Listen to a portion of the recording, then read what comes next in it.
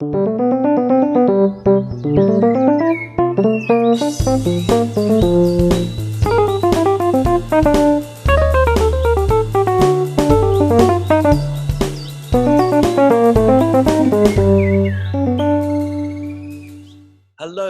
and welcome to Bird Brains, the YouTube channel devoted to all things avian. I'm Lev Perkian, the amateur bird watcher, author of Why Do Birds Suddenly Disappear, and the instigator of the Twitter Birdsong Project, and I'm joined, as always, by David Darrell Lambert, professional ornithologist and author of Birdwatching London, which he is conveniently holding up. We are both also contributors to this excellent book, the Red 67 Project, which is a collaboration between 134 writers and artists in aid of the 67 British birds on the red list of conservation concern. We've both written short pieces for it. It's got some fantastic art, so we'll put a link to that afterwards down there so that you can go away and buy it and do good for endangered birds, which is what we all want to do. Dave, how are you? How's your week? Yeah, I'm all right. I'm good. You? Yourself? Actually, not been bad at all. We've got the big thrill at the moment has been the 15 or so swifts that are doing screen casts every evening and getting lower and lower and lower. We have, I think, 3 pairs nesting in the immediate vicinity, but they're joined by their mates from around the place, and it's just a thrilling sight. Have you been busy with surveying and things? Yeah. I'm suffering at the moment because I got bitten like crazy the other night. I was out doing nightjar surveys, and I think the gnats and mosquitoes had a field day on me. I think it was dinner time for them. Just about to say, it wasn't all the around nightjars. my head, my arm. It wasn't the nightjars that bit you. No, it wasn't. Nightjars, they eat moths, don't they? They don't eat. Yeah, I haven't experienced being bitten by a nightjar as yet. Well, I'm sure it's an experience to be avoided at all costs.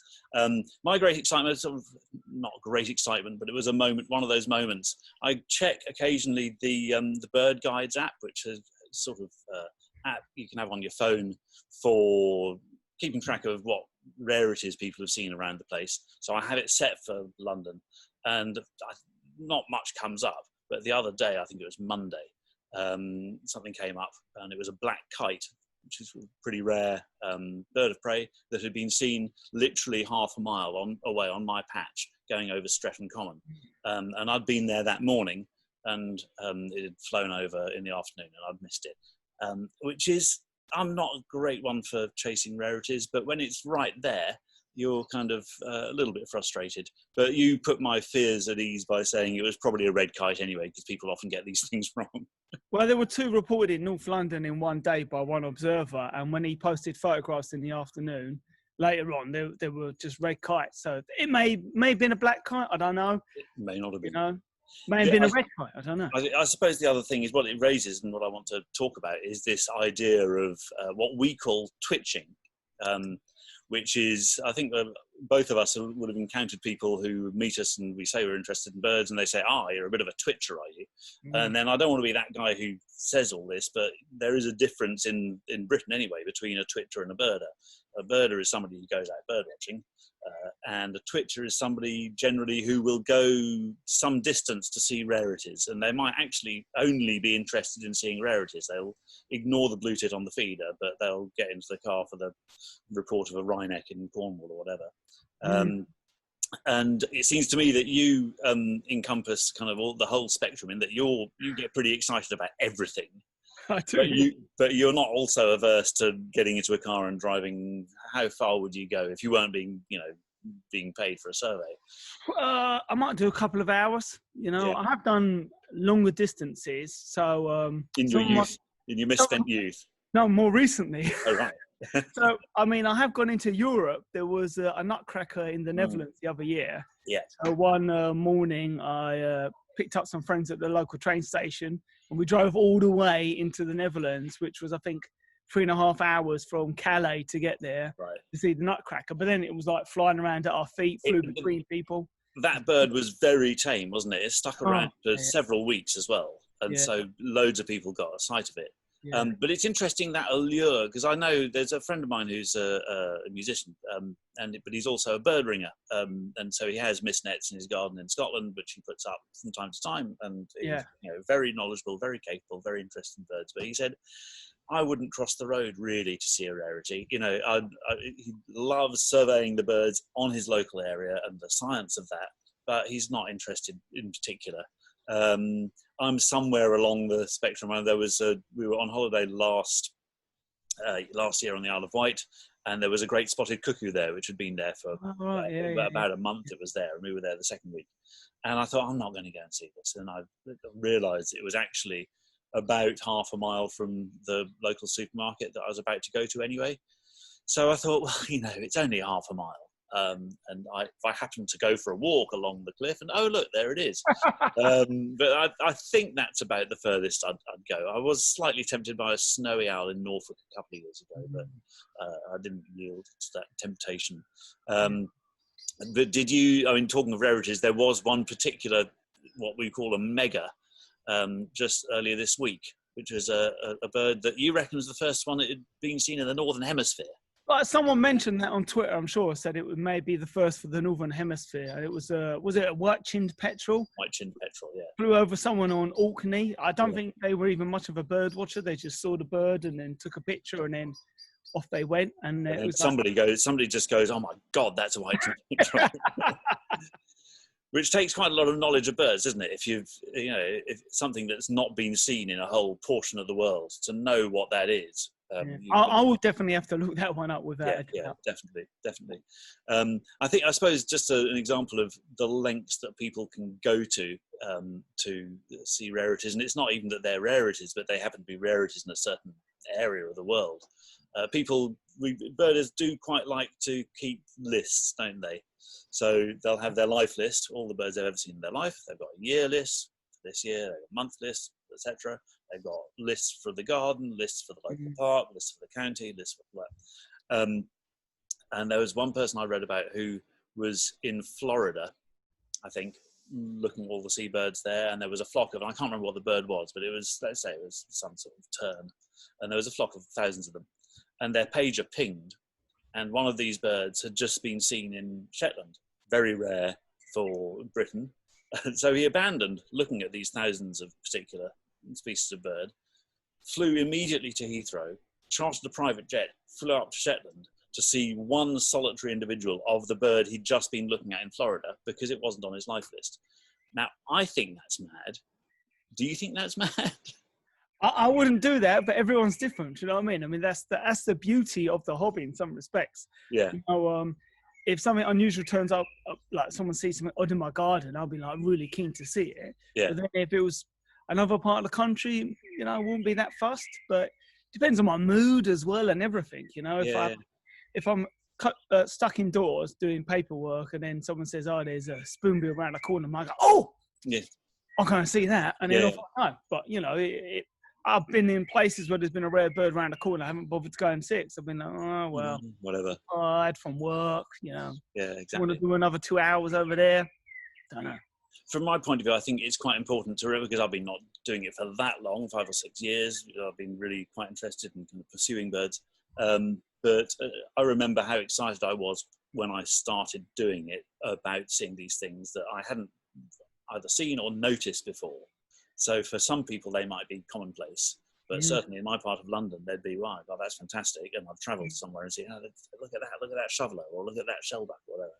And I think it's quite important to hold on to that sense of wonder at seeing something, seeing something as if it's for the first time every single time. Blueting, hanging upside down on the feeder. You go, look at that blueting, it's just doing this amazing thing. And it reminded me of a couple of years ago, a robin, common garden robin, turned up in Beijing, which is a few thousand miles off its usual path. So a robin in Beijing would be just an extraordinary thing. And so there were photographs of this twitching line of photographers and birders in Beijing.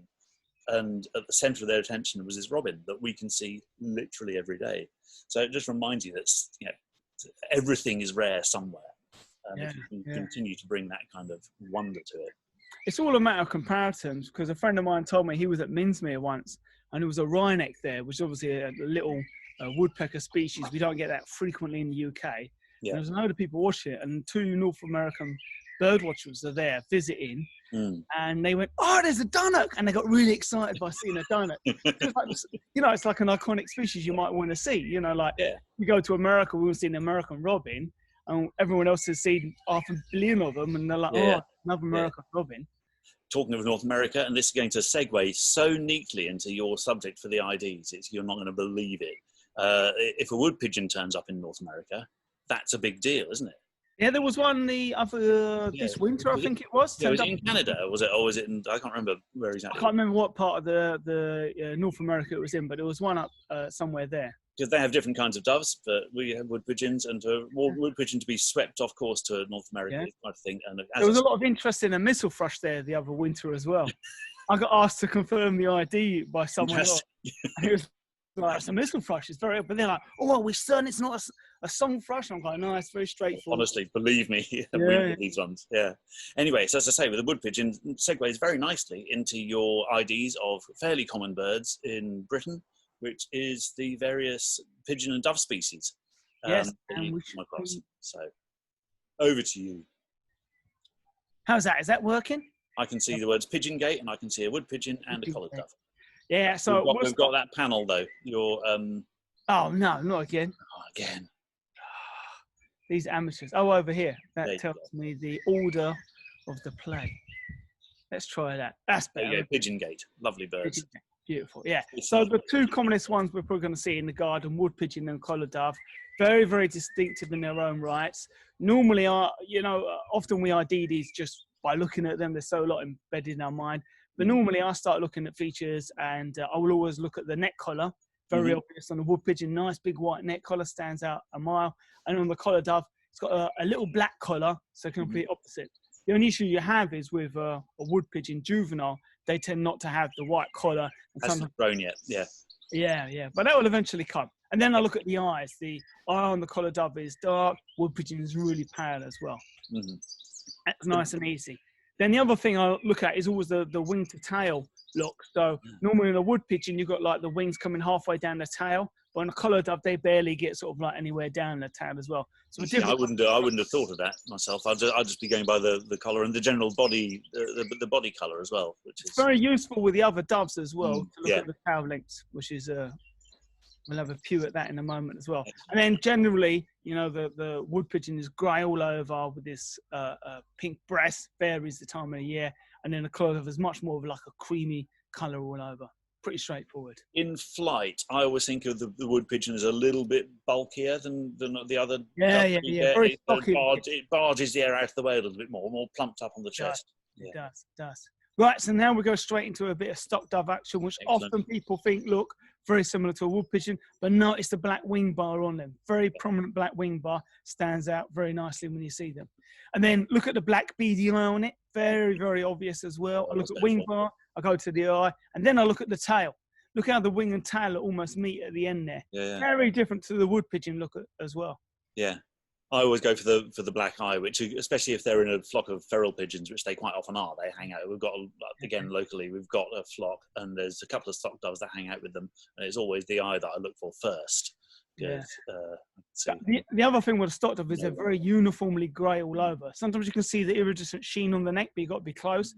But compared to the stuff like the feral pigeon, very different look to them. And here we go, a typical feral pigeon straight in there. And straight away you can see it doesn't have that black eye.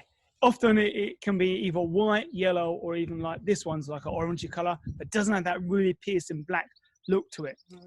And then we look at the wings. They're very variable feral pigeons, but if they have a wing bite, it's on with this long, big, dirty, great big line down the side of them. Yeah.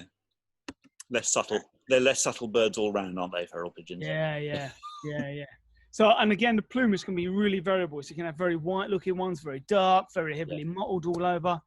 Huge variety. And then we can jump straight into a bit of flight action as well. Fantastic. Yeah. So we'll start with the wood pigeon in the second from right. And it's got this big white leading edge that comes from the front of the wing to the back. And no matter if it's a young bird or an adult, always has that. Much longer looking as well, longer and tail. often really obvious, those white wing bars, aren't they? Yeah. Very, very prominent. And then if we compare to something like the collared dove, you can see that they're much creamier colour, but like the black at the end of the wing, and no white in the wing either as well. Jump onto the feral pigeon. They always have these like really prominent white armpits and a white bit on the back or the rump, which often stands out very well. Mostly people get confused with stock doves with these, but compared to the stock dove, which is much more grey uniform all over, with like the black rear edge to the wing when they're flying around as well. Yeah.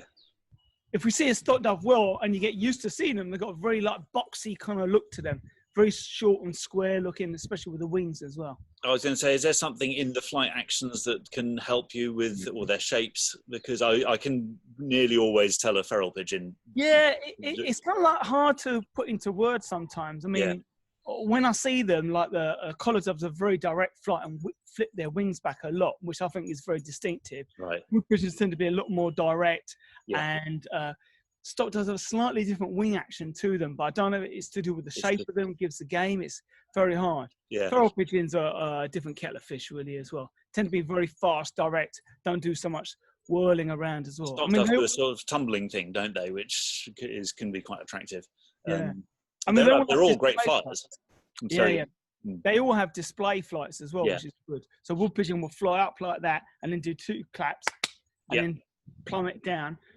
Stock doves will glide around with their wings up in a V like that around woods. Yes. And collar doves will do like a parachute down like that when they're displaying as well.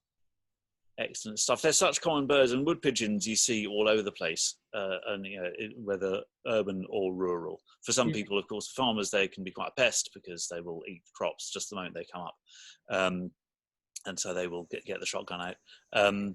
But they're quite easy to take for granted. I know feral pigeons get a bad rap, possibly justifiably, because they are very, very common, and under all railway bridges, and so there'll be a lot of crap coming down from there on the pavements.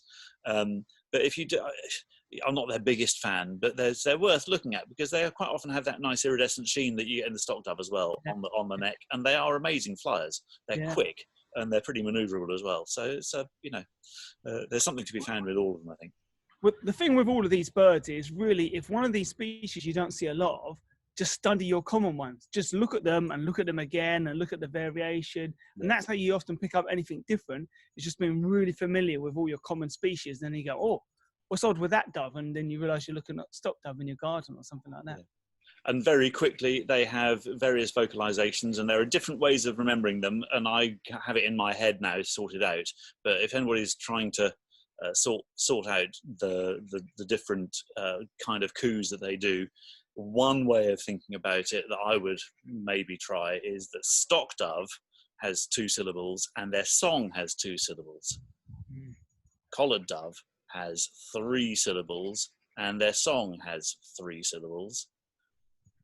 Bloody wood pigeon has 5 syllables and their song has 5 syllables. That's the only thing I can think of. But there are different rhythms as well, which you're about to tell us about. Yeah. So with the wood pigeon, my grandfather told me that they sing, it takes 2 twos taffy. It takes 2 twos taffy, which I thought was a lady called Taffy who took 2 sugars in her tea. But there you go. And then a Scottish friend of mine, Neil, told me that the collar dove sings United, United, United. Yeah. And then I decided that stock doves sing who.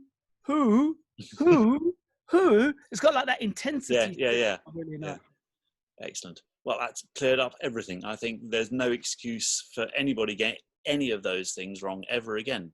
Simple as that. Cool. Thanks so much again, David. Always a pleasure to see you. Lovely sunny weather we've been having. Let's hope it stays. Hold up the books again. Your book is... there we go. There's Birdwatching London. So as we're allowed to go out a little bit more, if you live in London, that is the essential guide. And there's the Red 67 for the books of conservation, the birds of conservation concern. And with any luck, next week I'm going to have one of those books of my own to show you all. Leave that on a note of mystery for now, and we'll see you next week. Thank you very much indeed. Bye. See you later. Bye.